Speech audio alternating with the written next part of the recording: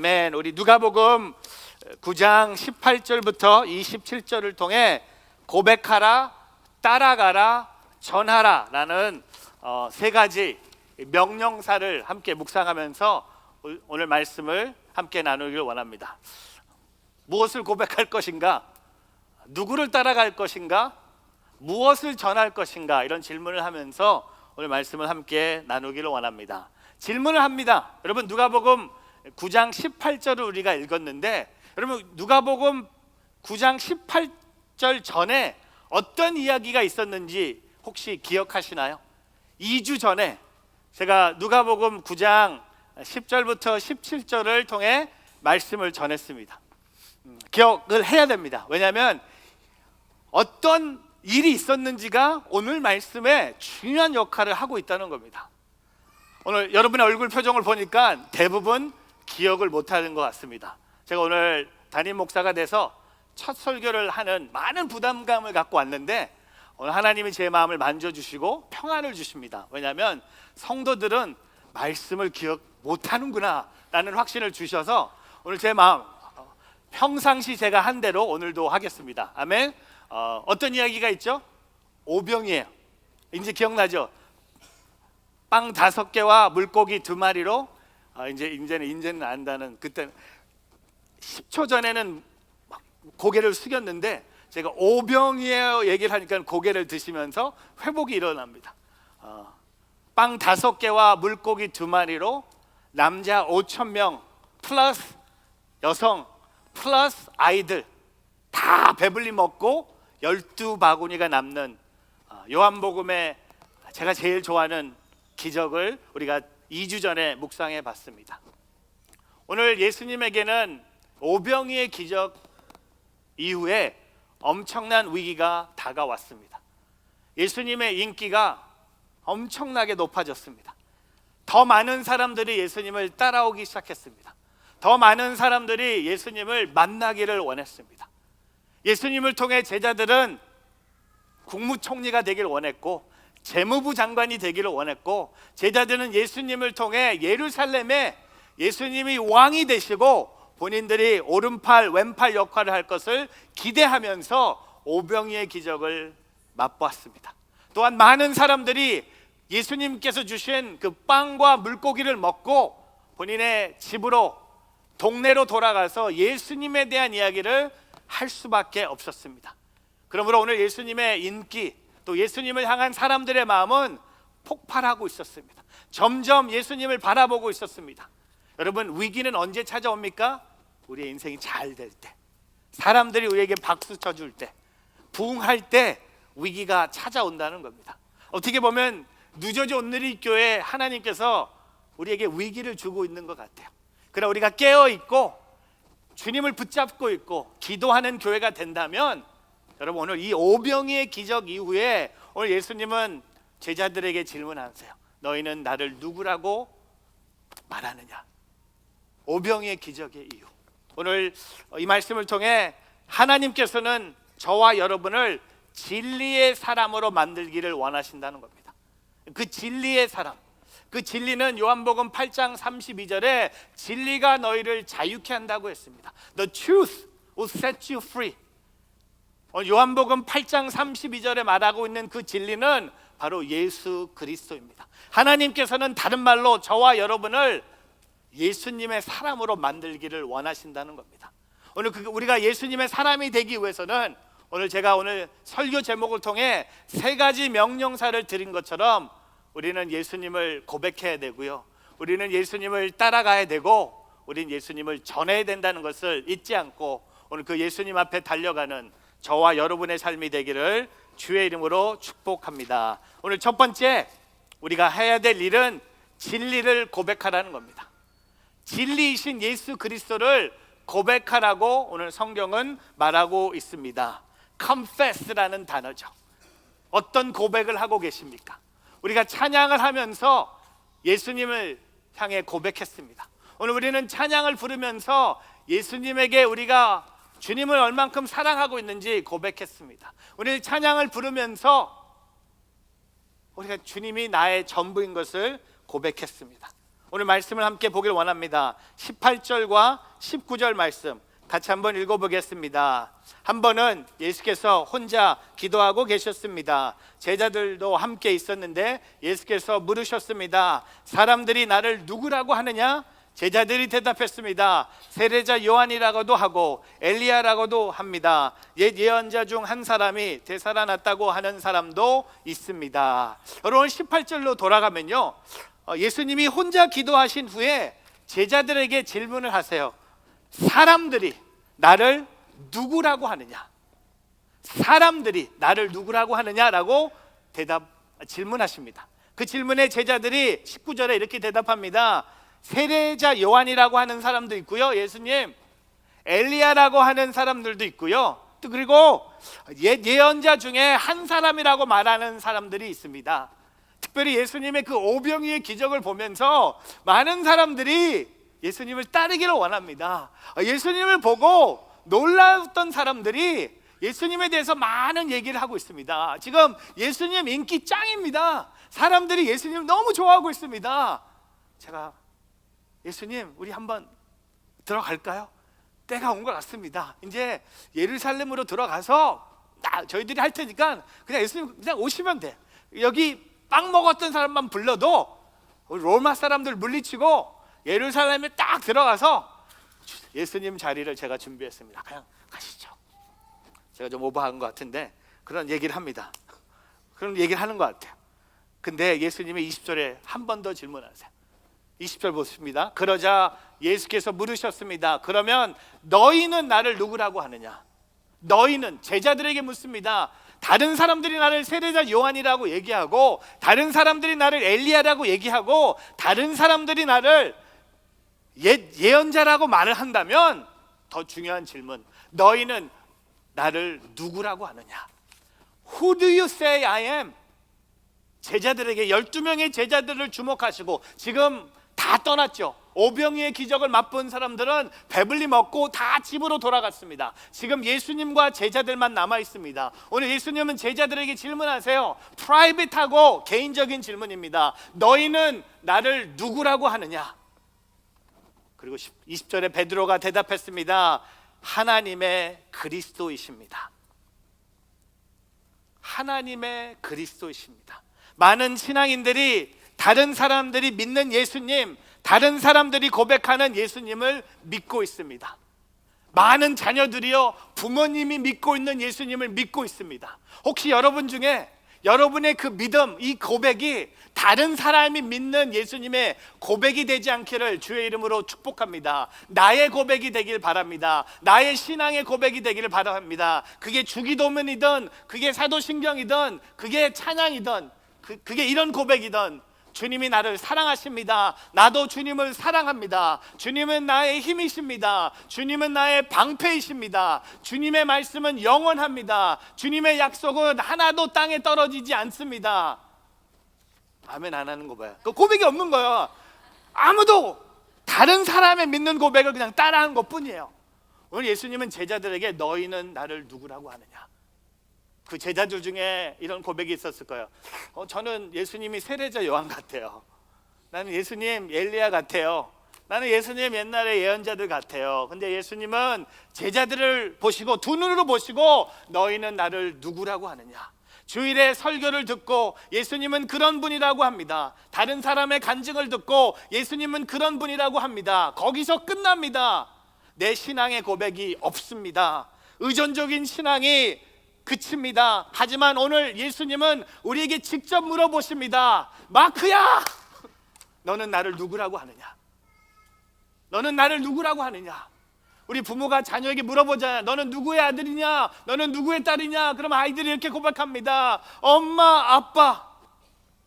그것도 고백이에요. 우리에게 물어보십니다. 너는 나를 누구라고 말하느냐? 너는 나를 누구라고 하느냐? 내가 만난 예수님, 내가 고백하는 예수님, 진정한 나의 신앙 고백이 필요하다는 겁니다. 베드로가 뭐라고 고백합니까? 하나님의 그리스도이십니다. 그리스도는 기름 부음을 받은 자, 곧 왕, 통치자를 의미합니다. 그러므로 이 고백은 더 이해하기 쉬운 말로 번역하면 하나님으로부터 오신 온 세상의 통치자입니다. 요한도 아닙니다. 엘리야도 아닙니다. 옛날의 예언자도 아닙니다. 당신 예수님은 하나님으로부터 오신 온 세상의 통치자이십니다 라고 베드로가 고백하는 거예요. 당신은 그리스도이십니다. 당신은 살아계신 하나님의 아들이십니다 라고 고백하는 거예요. 여러분, 그게 베드로가 고백했지만 오늘 우리의 고백이 되어야 된다는 겁니다. 제가 이번에 위임되면서 한 집사님이 카드를 써주셨는데 카드에 이렇게 적혔어요. 항상 목사님이 고백하신 대로 좋은 목사님이 되길 바랍니다 하고 영어로 이렇게 썼어요. 목사님이 하신 말씀 중에 제가 적었습니다. 제가 한 말이래요. 이렇게 적었어요. God is God and I am not God. 그래서 내가 했나? 한 것 같아. 기억이 나요. 제가 신학교 졸업하면서 제가 좋아했던 교수님이 우리 신학생들에게 하신 말씀이었어요. 하나님은 하나님이실 거고 신학교를 졸업하는 너희들은 하나님이 아니라는 것을 빨리 알아야 된다는 말씀. 사랑하는 성도 여러분, 하나님은 하나님이세요. 그 하나님을 고백하기를 축복합니다. 그 하나님은 사랑이세요. 그 하나님을 고백하기를 축복합니다. 제가 요새 그 교회에 대한 연구를 많이 하고 있고 제가 리서치하는 교회 중에 하나가 미국에 있는 교회인데 교회 이름이 참 특이해요. 교회 이름이 MTV 철치예요. 그 미국 그 방송국 채널 중에 MTV가 있는데 이름을 따서 MTV 철치예요. 근데 그 MTV 철치 담임 목사님이 지금 미국 교회가 죽어가고 있는데 미국 교회를 죽이는 10가지 교회 전통이 있다고 글을 쓰셨어요. 그 중에 하나가 뭔지 아세요? 죽어가는 교회 전통이래요. 예배는 즐기는 게 아니라, 예배는 하나님을 예배하는 게 아니라 예배는 견디는 거래요. 맞아요. 죽어가는 교회의 모습 중에 하나가 뭔가? 죽어가는 신앙인들의 모습이 뭔지 아세요? 예배가 견디는 거예요. 어떻게 10시 반부터 11시 45분까지 1시간 15분을 내가 견디면 돼. 목사님의 두 팔이 올라가서 이제는 끝났구나. 지금은 끝났구나. 내가 잘 견뎠구나. 그러니까 내가 하나님께 예배를 드렸다고 얘기하는 겁니다. 여러분, 예배는 견디는 게 아니에요. 예배는 고백하는 거예요. 예배는 그리스도가 나의 주, 그리스도가 나의 전부, 그리스도께 나의 모든 소망, 그리스도께 나의 모든 것을 맡기고 주님만을 예배하겠습니다. 사랑하는 성도 여러분, 우리 뉴저지 온누리교회 예배가 여러분이 이곳에 와 있지만 견디는 예배가 되지 않기를 바랍니다. 주님을 예배하길 바랍니다. 고백하길 바랍니다. 주님 사랑합니다. 고백이 아무것도 생각이 안 나면 이것만 고백하세요. 예배 중에 주님 사랑합니다. 주님 사랑합니다. 주님 사랑합니다. 그 고백으로 그 예수 그리스도를 나의 메시아로 신앙 고백뿐만 아니라 그런 삶을 살아가는 오늘 저와 여러분이 되기를 주의 이름으로 축복합니다. 두 번째, 우리는 진리를 따라가야 됩니다. 예수님을 고백하는 것으로 끝나는 인생이 아니라 그 진리이신 예수님을 따라가야 된다는 겁니다. 오늘 말씀에 23절부터 25절 말씀 같이 한번 읽어보겠습니다. 같이 있습니다. 그리고는 그들 모두에게 말씀하셨습니다. 누구든지 나를 따르려면 자기를 부인하고 날마다 자기 십자가를 지고 따라야 한다. 누구든지 자기 생명을 구하려는 사람은 잃을 것이요 누구든지 자기 위해 자기 생명을 잃는 사람은 구하게 될 것이다. 사람이 온 세상을 다 얻고도 자기를 잃거나 빼앗긴다면 무슨 소용이 있겠느냐. 그리고 예수님이 23절에 제자들에게 말씀하셨어요. 누구든지 나를 따르려면, if anyone wants to follow me, 나를 따르려면 이 두 가지를 하고 그러면 따라야 한다고 말씀하셨어요. 오늘 말씀의 23절의 내용을 보면요, 나를 따르려면, 그리고 맨 마지막에 따라야 한다고 말씀하시는데 그 중앙에 두 가지가 중요한 예수님의 말씀이 있습니다. 첫 번째가 뭐죠? 자기를 부인하고. 여러분, 우리의 모습 이대로 주님을 따라갈 수 있겠죠. 그러나 우리가 진짜 주님을 따라간다는 것은 내 자신을 부인한다는 겁니다. 자기를 부인한다는 것은, self-denial 한다는 것은 자기 중심적인 신앙의 태도를 버린다는 거예요. 자기 십자가를 진다는 것은 1세기의 사형 선고를 받은 제수가 자기가 못 박힐 십자가를 지고 형장으로 걸어가는 것처럼 예수를 따르는 제자들도 자기 사명을 감당하면서 고난까지도 각오하고 따라야 한다는 것을 의미한다는 겁니다. 그리스도의 제자는 반드시 부르심을 따르기 위해서, 그 부르심을 위해서 살기 위해서는 눈물의 희생과 헌신이 있어야 된다는 것을 말씀하고 있습니다. 여러분, 자기 자신을 부인한다. He must deny himself. 내가 십자가에 못 박혀 죽었음을 고백하고 그 상태로 내가 주님을 따라가야 된다는 겁니다. 여러분, 우리가 왜 주님을 잘 못 따라가는지 아세요? 내가 아직 살아있어서 그래. 내가 죽어야 돼요. 자기 자신을 부인한다는 게 어디까지입니까? 그 십자가를 진다는 게 뭡니까? 내가 죽고 내 안에 그리스도께서 살아나시는 거야. 내 감정이 죽어야 돼요. 내가 원하는 것도 내려놔야 돼요. 내가 바라는 것도 내려놓을 수 있어야 돼요.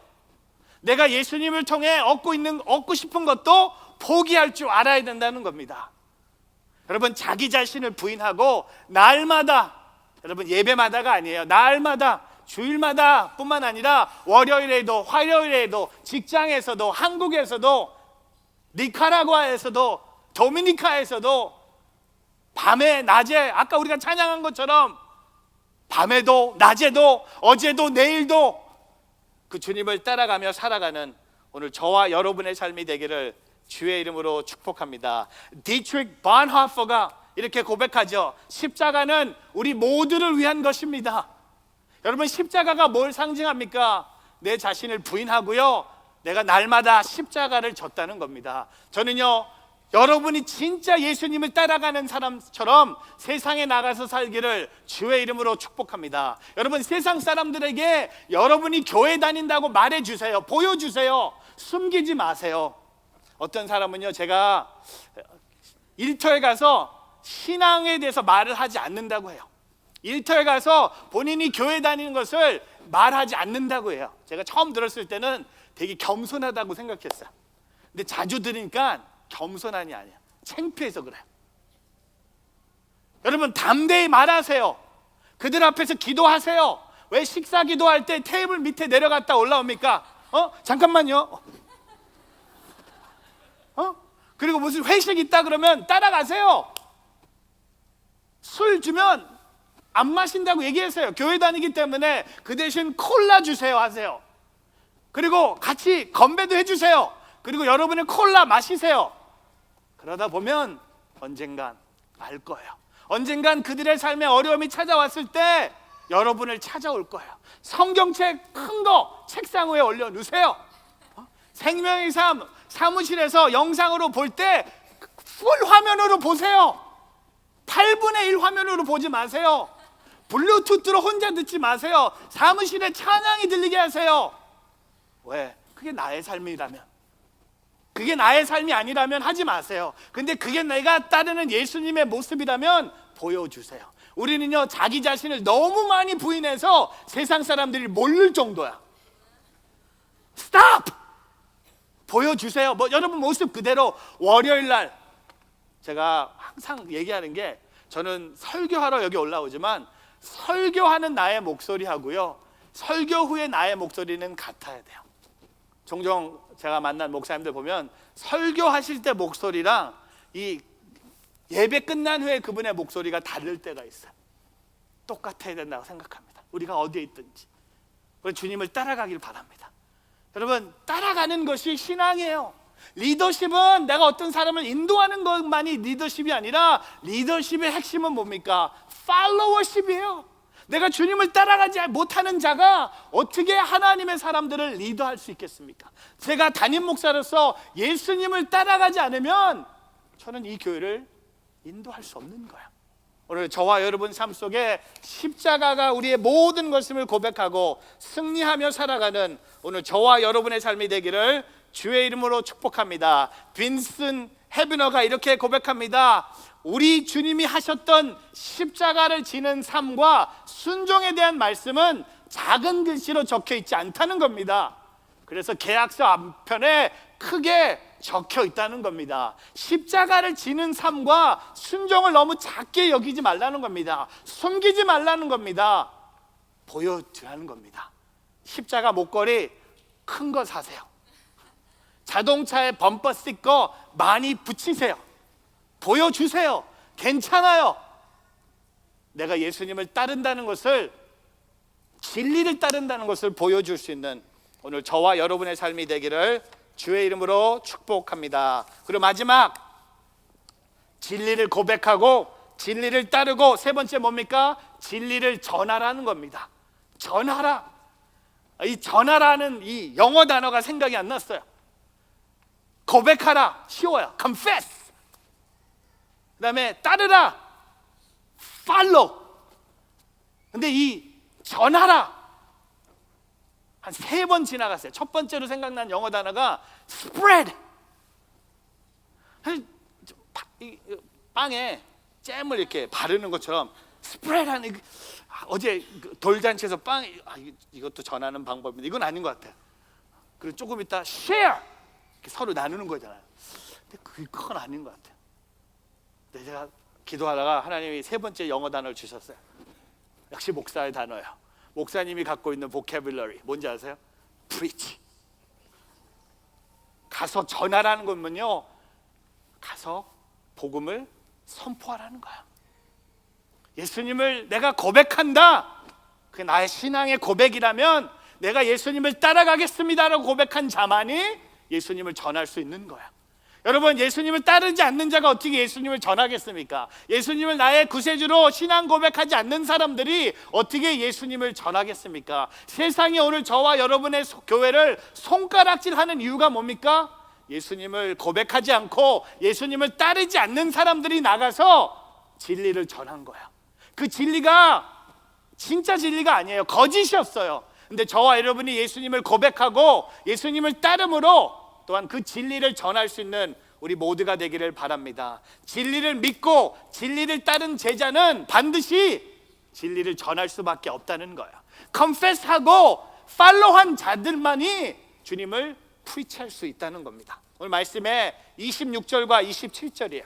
같이 한번 읽어보겠습니다. 누구든지 나와 내 말을 부끄러워하면 인자도 자기 영광과 아버지와 거룩한 천사들의 영광 가운데 올 때 그를 부끄러워할 것이다. 내가 진실로 너에게 말한다. 여기 서 있는 사람들 가운데 죽기 전에 하나님 나라를 볼 사람이 있을 것이다. 여러분, 우리는 세상 속에서 예수님을 부끄러워하지 않고 전해야 된다는 겁니다. 우리는 세상 속에서 복음을 부끄러워하지 않고 전해야 된다는 겁니다. 그리고 우리 너무 부끄러움이 많아요. 전하는데 내가 너무 끼어 있어. 주님이 나를 사용하세요. 나를 쓰기를 원하세요. 내가 도구가 되기를 원하세요. 근데 우리가 너무 부끄러워. 우리가 너무 샤이해. 여러분 가정에 복음을 모르는 자들이 우리 집에 같이 살고 있어요. 여러분 일터에 예수님을 모르고 사는 사람들이 가득해요. 이 세상에 우리가 지나가고 부딪히는 사람 중에 대부분이 예수님을 모르고 사는 사람들이 많아요. 근데 우리의 문제는 뭡니까?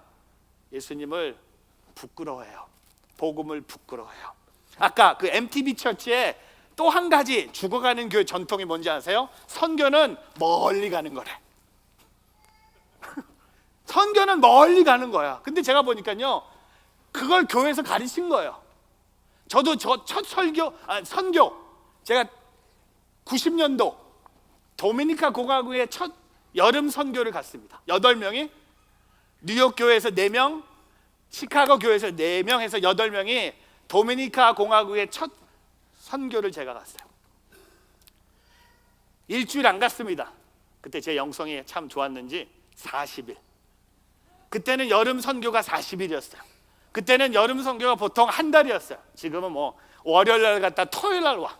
그리고 선교 갔다고 막 기도해달라고 하는데 Come on now, that's not a mission. That's a short, 진짜 단기 선교였어요.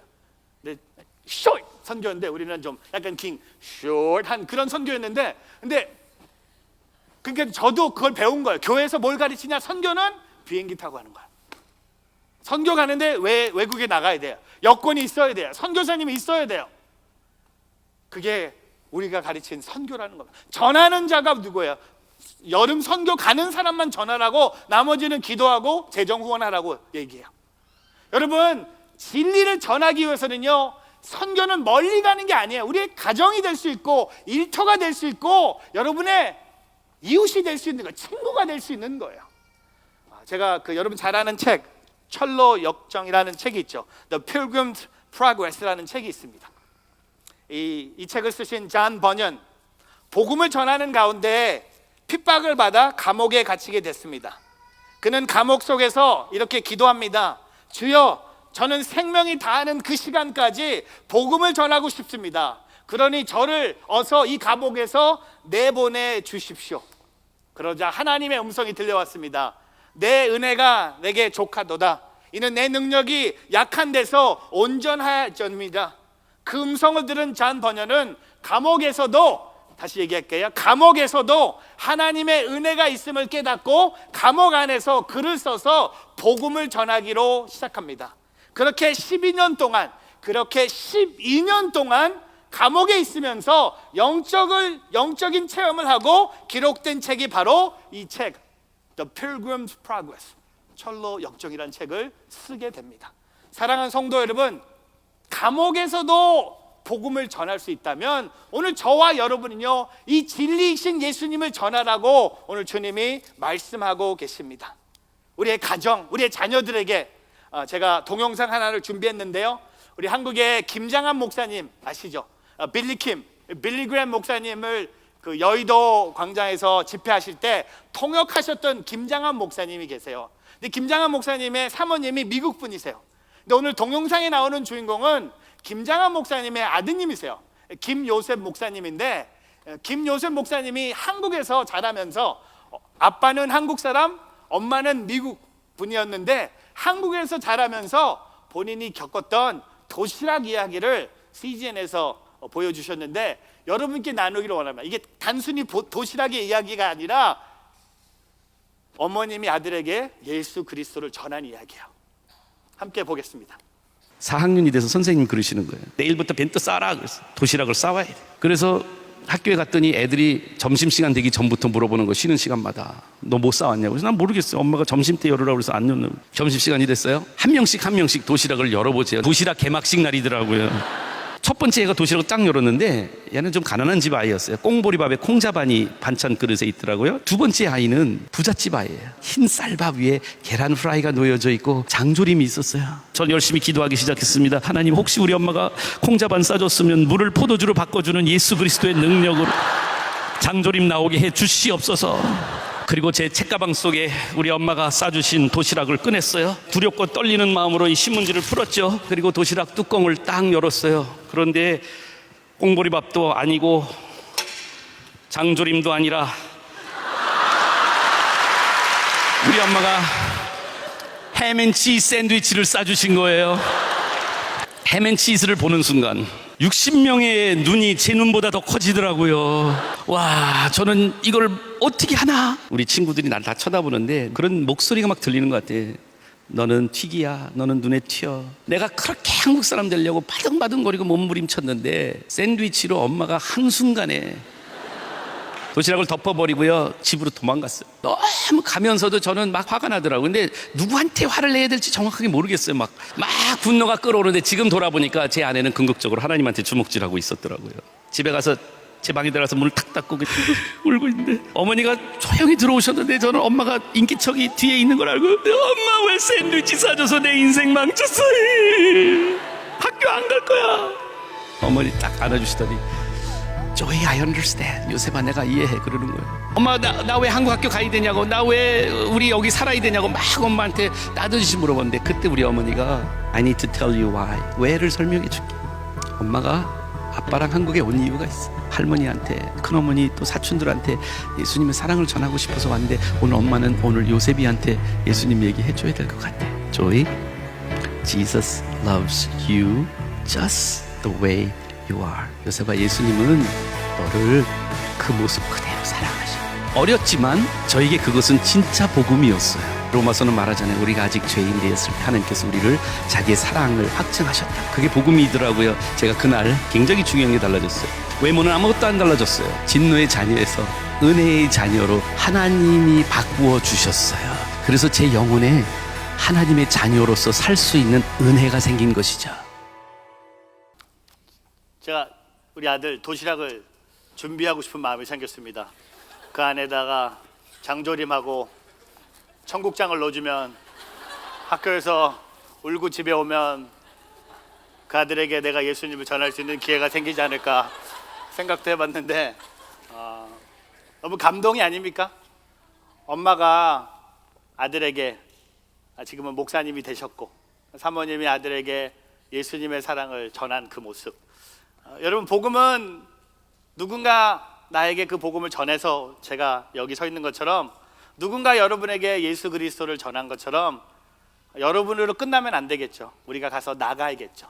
로마서 1장 16절에 고백한 것처럼 나는 복음을 부끄러워하지 않습니다. 이 복음을 믿는 모든 사람들에게 구원을 주시는 하나님의 능력이기 때문입니다. 먼저는 유대 사람들에게, 다음으로는 그리스 사람에게. 여러분, 복음은 하나님의 능력이에요. 구원을 주시는 그 하나님의 능력. 여러분, 그것을 전하며 그것을 통해 하나님 나라를 세워가는 오늘 저와 여러분이 되기를 주의 이름으로 축복합니다.